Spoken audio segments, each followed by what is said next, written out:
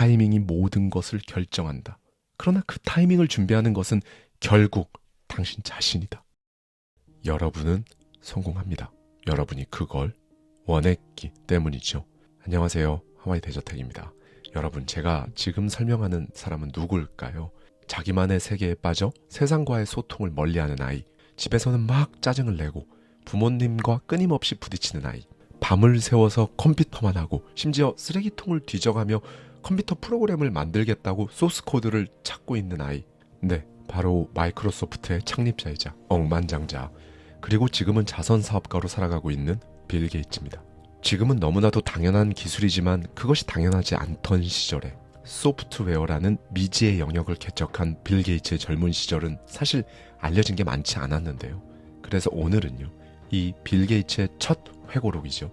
소스 코드 더 비기닝, 이 책 속에 담겨있는 인사이트를 가져와서요, 빌 게이츠의 시선에 저의 생각까지 더해서 여러분과 함께 생각해보고 싶은 부분들을 말씀드리도록 하겠습니다. 특별히 오늘 내용은 소설 속 주인공의 이야기를 따라가는 것처럼 흥미진진한 내용들이 많은데요. 영상을 다 보신 후에 여러분들이 느끼신 점을 댓글로 남겨주시면 정말 좋을 것 같습니다. 요즘도 가끔 자다가 벌떡 일어나게 만드는 꿈을 꾼다. 그것도 반복적으로 집요하게 꾸는 꿈. 배경은 하버드 대학이다. 꿈속에서 나는 여전히 하버드에 다니고 있다. 학기 말이 코앞인데 아직도 강의실이 어디에 있는지조차 모른다. 기말고사장은 어디에 있는지, 필요한 교재는 어디에 있는지, 그 무엇도 준비되지 않은 채 캠퍼스를 헤매고 있다. 나는 왜 이런 꿈을 꾸는 걸까? 어린 시절부터 나는 노력하지 않는 것처럼 보이고 싶어 했다. 마치 무심한 천재처럼 쉽게 해내는 사람처럼 행동했다. 하지만 현실은 그렇지 않았다. 학기 초반에는 강의를 건너뛰며 마지막까지 공부를 미뤘고, 그러다 학기 말이 다가오면 도서관 깊숙한 곳으로 사라졌다. 그렇게 시험이 끝날 때까지 벼락치기를 했다. 겉으로는 태어난 척했지만 속으로는 늘 불안했다. 대학교 2학년이 되면서 나는 수학, 과학 천재들과 어울리게 되었다. 그들은 논리와 확률을 쉽게 이해했고 어떤 문제든 빠르게 해결했다. 포커 게임을 할 때도 마찬가지였다. 나는 처음에는 꽤 괜찮은 플레이어였다. 하지만 진짜 천재들은 뭐가 달라도 달랐다. 그들은 게임을 할 때도 게임 이론과 확률을 실전에 적용했다. 처음엔 나에게 운이 따라주었지만 크게 오래 갈 리 없었다. 나는 점점 강한 상대들 앞에서 실력을 증명해야 했다. 그렇다. 나는 천재가 아니었다. 그리고 그때 깨달았다. 천재적인 상대들과의 게임에서 단기적으로는 행운을 얻을 수 있을지 몰라도 장기적으로는 패배할 수밖에 없다. 인생도 그렇다. 우리는 종종 운과 실력을 혼동하며 자신의 능력을 과신한다. 한 번의 성공이 모든 것을 바꿀 것처럼 착각하지만 현실은 그렇게 단순하지가 않다. 진짜 천재들 사이에서 나는 그것을 배웠다. 운이 따라줄 때도 있지만 장기적으로 살아남는 것은 실력과 전략이라는 것을 말이다. 오히려 이걸 일찍 깨달았다는 것이 내 인생에서 가장 큰 행운이었다. 그쯤 나와 어린 시절부터 친구였던 폴은 기술과 혁신에 미쳐 있었다. 그의 방에 가면 항상 기술 잡지들이 쌓여 있었고 그는 늘 최신 기술 트렌드에 몰두했다. 그런 만큼 우리의 대화 주제는 언제나 기술과 사업 아이디어로 흘러갔다. 특히 폴은 마이크로 프로세서가 세상을 바꿀 거라고 확신하고 있었다. 우리는 끝없이 질문을 던졌다. 우리도 컴퓨터 회사를 차려볼까? 저렴한 마이크로 프로세서를 활용하면 IBM 같은 대기업과도 경쟁할 수 있지 않을까? 사람들이 전화로 접속해서 뉴스나 정보를 얻는 서비스는 어때? 우리는 피자를 먹으며 밤새도록 머리를 맞대고 끝없이 아이디어를 쏟아냈다. 그때는 몰랐다. 우리가 나누는 대화가 세상을 바꾸는 씨앗이 될 줄은. 세월이 흘러 우리가 떠올린 아이디어가 현실이 되고 기술혁명의 선두를 유지하는 방법에 대한 고민으로 밤을 지새우게 될 것이라고는 정말 상상조차 하지 못했다. 다시 과거로 돌아가서 무엇보다 폴은 컴퓨터 하드웨어 혁신에 집착했다. 그는 값싼 칩을 연결해서 고성능 컴퓨터를 만드는 기술에 관심이 많았다. 이거 제대로 구현만 하면 IBM과도 경쟁할 수 있어. 폴의 확신은 흔들리지 않았다. 그는 컴퓨터 성능을 압도적으로 향상시키는 방법을 고민했고 마이크로 프로세서의 잠재력을 활용하면 IBM이 장악한 시장에서 게임 체인저가 될 것이라고 믿었다. 하지만 나는 하드웨어보다는 소프트웨어의 가능성에 끌렸다. 하드웨어 사업은 리스크가 너무 컸다. 부품을 조달하고 공장을 세우고 인력을 관리해야 했다. IBM뿐만 아니라 일본 전자기업들과의 경쟁은 불가능에 가까워 보였다. 게다가 우리는 이미 하드웨어 프로젝트에서 극심한 어려움을 겪고 있었다. 조금만 오류가 발생해도 모든 것이 멈춰버렸다. 수백 개의 부품이 완벽하게 조화를 이루지 못하면 모든 게 무용지물이었다. 결국 나는 확신했다. 소프트웨어가 답이다. 소프트웨어는 전선도 공장도 필요 없었다. 오로지 두뇌와 시간만 있으면 됐다. 그리고 우리는 그 두 가지를 가지고 있었다. 1974년 12월 나는 기숙사에서 책을 읽고 있었다. 그때 폴이 숨을 헐떡이며 문을 박차고 들어왔다. 부츠에는 눈이 잔뜩 묻어 있었고 손에는 파퓰러 일렉트로닉스 1975년 1호로가 들려 있었다. 빌, 네가 한 말 기억해? 무슨 말? 8비트 8080 기반의 컴퓨터가 나오면 알려달라고 했잖아. 여기 있어. 잡지 표지에는 이렇게 적혀 있었다. 세계 최초의 미니 컴퓨터 키트. $400 미만으로 조립할 수 있는 강력한 미니 컴퓨터. 눈이 번쩍 뜨였다. 폴과 나는 지난 3년 동안 칩의 발전이 세상을 어떻게 바꿀지 이야기해왔다. 이제 그것이 현실이 된 순간이었다. 그렇다. 이건 혁명이었다. 그동안 우리는 많은 가능성에 대해 이야기 나눴었지만 이렇게 명확한 신호를 받은 적은 없었다. 이것이 바로 우리가 기다려온 운명의 순간이었다. 우리는 이 혁신을 그냥 바라보고만 있지 않을 것이다. 우리는 직접 이 물결을 타고 올라가 세상을 바꿀 것이다. 그러나 그때까지도 나는 모든 가정에 개인용 컴퓨터가 생기는 시대가 올 거라는 의견에 대해서는 솔직히 회의적이었다. 조립은 순전히 사용자 몫이었고 납땜부터 나사 조립까지 마친 후에도 과연 제대로 작동할까? 이런 의문이 남았기 때문이다. 게다가 당시의 컴퓨터는 이진법의 본질을 그대로 드러내고 있었다. 오늘날의 컴퓨터는 복잡한 소프트웨어가 1과 0을 우리 눈앞에서 감춰준다. 하지만 당시 컴퓨터는 그걸 있는 그대로 보여줬다. 간단한 2 더하기 2 연산을 실행하려 해도 수십 번 스위치를 조작해야 했다. 이런 기계가 과연 일반 가정에 들어갈 수 있을까? 나는 확신이 서지 않았다. 일반 사람들은 고사하고 엔지니어조차도 쉽게 다룰 수 있는 기계가 아니었다. 그리고 파퓰러 일렉트로닉스 기사에는 결정적인 한 가지가 빠져 있었다. 바로 소프트웨어. 기사에서는 사용 가능한 소프트웨어가 있는지에 대해 단 한마디 언급도 없었다. 이 말인즉슨 아무것도 없다는 뜻이었다.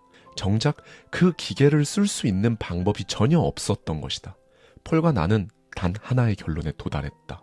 누군가 이걸 만들어야 한다. 그리고 그건 우리가 해야 한다. 우리는 미니 컴퓨터 키트를 진짜 컴퓨터로 만들기 위한 소프트웨어를 개발하기로 했다. 그때부터 우리는 밤낮 없이 일했다. 아침에 자고 수업은 포기하고 밤이 되면 다시 연구소로 향했다. 우리는 극도의 몰입 상태에 빠져 있었다. 마치 시간이 멈춘 듯한 세계에서 사는 기분이었다.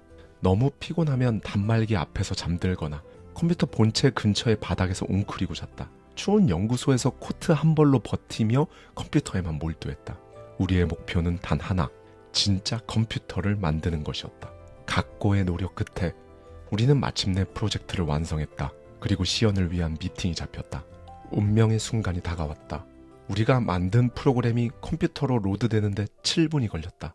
폴은 실행을 눌렀지만 아무런 일도 일어나지 않았다. 순간 모두가 얼어붙었다. 폴은 다시 한번 실행 버튼을 눌렀다. 그때 화면이 깜빡이며 메시지가 나타났다. 그렇게 최초의 개인용 컴퓨터를 위한 최초의 소프트웨어가 탄생했다. 폴과 나는 우리가 만든 소프트웨어가 완벽하게 실행됐다는 사실에 흥분했다. 지금은 당연한 일처럼 보이지만 그때는 아무도 가능하다고 믿지 않았다.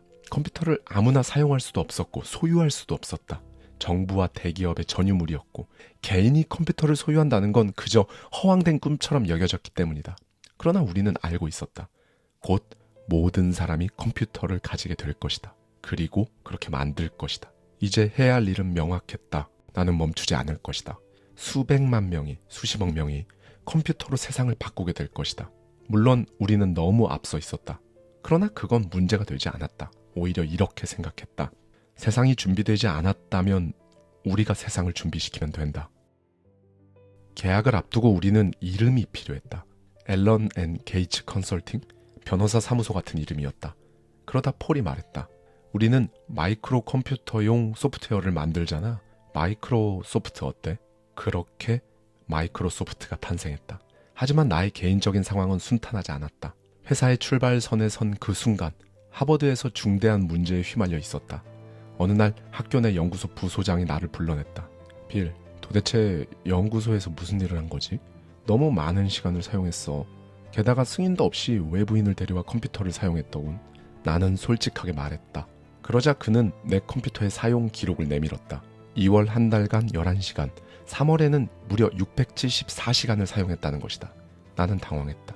네가 미국 국방부 연구소에서 지원하는 컴퓨터를 상업적 프로젝트에 사용했다는 게 가장 큰 문제야. 그는 곧바로 나에게 연구소 출입을 금지했고 하버드 행정위원회에 징계를 요청했다. 최악의 경우 퇴학당할 수도 있는 상황이었다. 나는 행정위원회에 탄원서를 제출했다.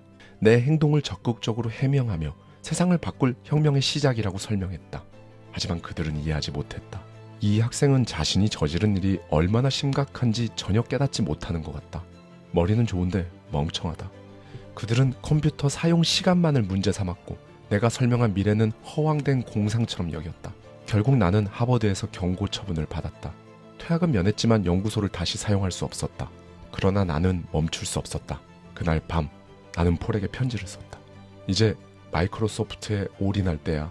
학교로 돌아갈 이유는 없어. 얼마 후 나는 하버드를 떠났다. 그리고 다시는 돌아가지 않았다. 이것이 나의 선택이었고 이 선택이 결국 나의 삶과 세상을 바꾸었다. 당시 누군가 나에게 목표가 무엇이냐고 물으면 나는 주저하지 않고 이렇게 대답했다. 전 세계 모든 개인용 컴퓨터에 우리의 소프트웨어를 탑재하는 겁니다. 이 말을 들은 사람들은 하나같이 어이없다는 표정을 지었다. 일부는 고개를 갸우뚱했고 일부는 피식 웃으며 말했다. 소프트웨어를 따로 판다고? 그게 돈이 될까? 하지만 나는 확신했다. 개인용 컴퓨터가 점점 더 작아지고 저렴해지고 많은 사람들이 사용하게 될 것이다. 그렇게 되면 그 안에서 돌아갈 프로그램이 필요할 것이고 우리는 그 소프트웨어를 만들고 싶었다. 1970년대 중반 컴퓨터 산업은 폭발적으로 성장하고 있었다. 그리고 우리는 그 흐름 속에서 반드시 기회를 잡아야 했다. 이 무렵 캘리포니아에서도 또 다른 변화가 일어나고 있었다. 휴렛 패커드의 젊은 엔지니어 스티브 워즈니악은 취미삼아 저렴한 마이크로 프로세서를 활용해 자신만의 컴퓨터를 만들고 있었다. 그에게 컴퓨터는 단순한 취미였다. 하지만 그의 친구였던 스티브 잡스는 달랐다. 잡스는 워즈니악이 만든 컴퓨터를 보자마자 확신했다고 한다. 이건 그냥 취미로 끝낼 게 아니야. 우리가 만든 컴퓨터를 직접 팔자. 그렇게 두 사람은 애플이라는 회사를 세웠다. 이들이 만든 컴퓨터는 조립된 상태로 판매되었고 키보드와 모니터를 연결할 수도 있었다. 당시 대부분의 컴퓨터가 개별 키트 형태로 판매되던 것과는 완전히 달랐다. 컴퓨터를 전문가들만 조립하고 이해할 수 있다는 고정관념을 깨뜨린 사건이었다. 그러나 그들과 우리는 가고자 하는 길이 달랐다. 우리는 컴퓨터의 두뇌를 만드는 것, 즉 소프트웨어를 개발하는 것이 목표였다. 하지만 당시엔 소프트웨어 회사라는 개념 자체가 존재하지 않았다. 왜? 대부분의 사람들이 이렇게 생각했으니까. 소프트웨어? 그냥 공유하면 되는 거 아니야? 프로그램을 따로 돈 받고 팔 생각을 하다니 이상한데? 이렇게 사람들은 소프트웨어를 돈 주고 사야 한다는 그 개념 자체를 받아들이지 못했다. 개인용 컴퓨터 시장이 막 탄생하던 시기, 소프트웨어는 하드웨어를 사면 따라오는 무료 사은품 같은 그런 존재였던 것이다. 하지만 나는 이 생각을 바꾸고 싶었다. 하드웨어가 몸이라면 소프트웨어는 영혼이다. 우리는 단순한 코드를 짜는 것이 아니라 컴퓨터에게 생명을 불어넣는 것이었다. 당시 컴퓨터 업계의 많은 사람들이 소프트웨어는 사업이 될 수 없다고 말했지만 나는 단호하게 말했다. 미래의 세상은 소프트웨어가 지배할 것이다. 회사의 목표는 명확했다. 규모를 확장하고 업계에서 인정받아 명성을 쌓으며 반드시 수익을 창출해야 했다. 우리에게 남은 선택지는 단 하나, 뒤돌아보지 않고 전진하는 것뿐이었다. 작은 개인용 컴퓨터, 폭발적 확산. 비즈니스 위크에 실린 이 헤드라인은 마치 성공의 신호탄처럼 느껴졌다. 이 매거진의 주 독자층이었던 투자자와 경영인들은 아직 개인용 컴퓨터를 소유하고 있지 않았지만 사용이 간편해지면 반드시 구매할 할 잠재적 소비자들이었다. 기사가 나자마자 말 그대로 전 세계에서 전화가 빗발쳤다. 멀리 남아공에서도 연락이 왔고 다양한 기업들이 어떤 형태로든 협력하기를 원했다. 이때 우리의 주력 제품은 이미 시장에서 입지를 다지고 있었고 이 성공은 앞으로 소프트웨어가 지배할 미래에 대한 확신을 심어주었다. 초기에 마이크로소프트는 단순한 친구 모임에 불과했다. 하지만 이제는 회사의 미래를 위해 사람들을 고용하기 시작했다. 이제 우리는 실체 없는 꿈이 아닌 진짜 회사로 거듭나기 시작한 것이다.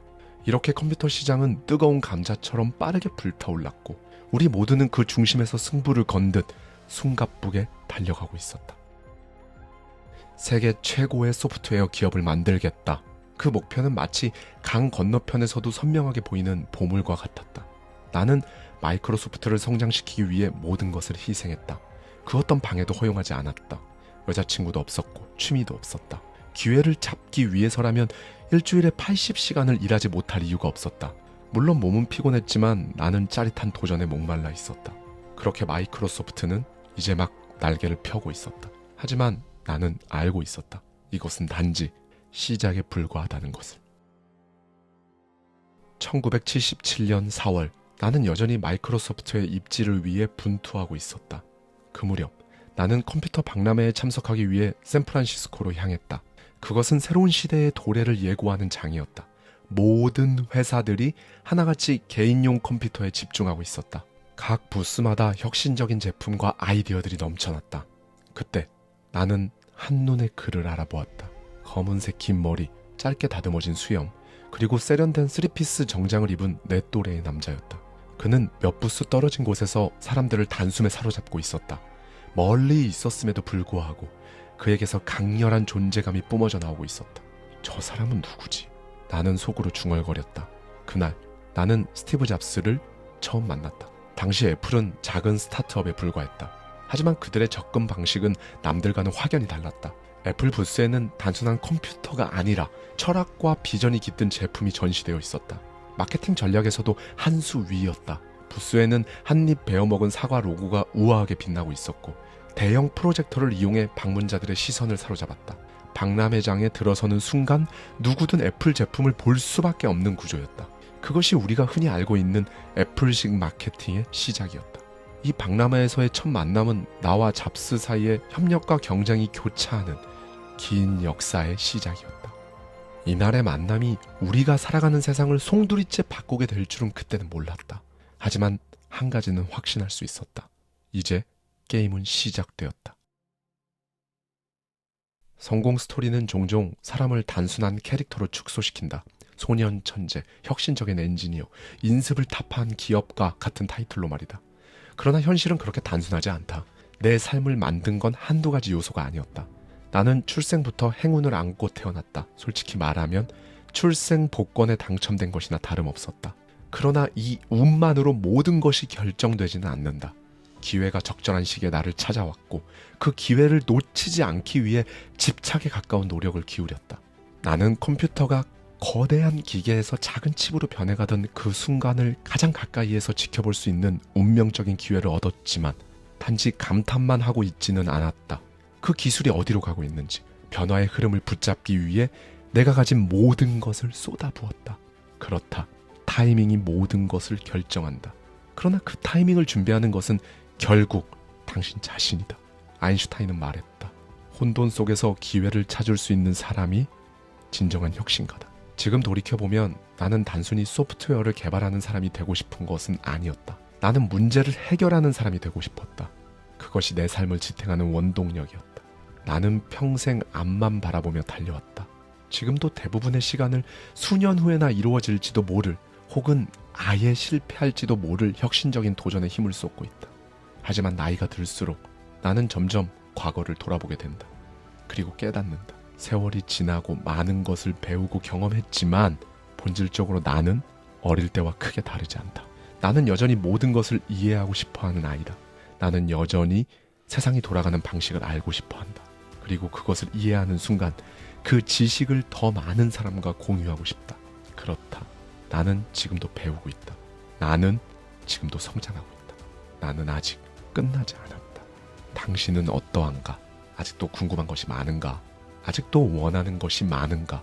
그렇다면 당신은 아직 배울 수 있다. 당신은 아직 성장할 수 있다. 그리고 당신은 아직 끝나지 않았다. 감사합니다. 지금까지 하와이 대저택이었습니다.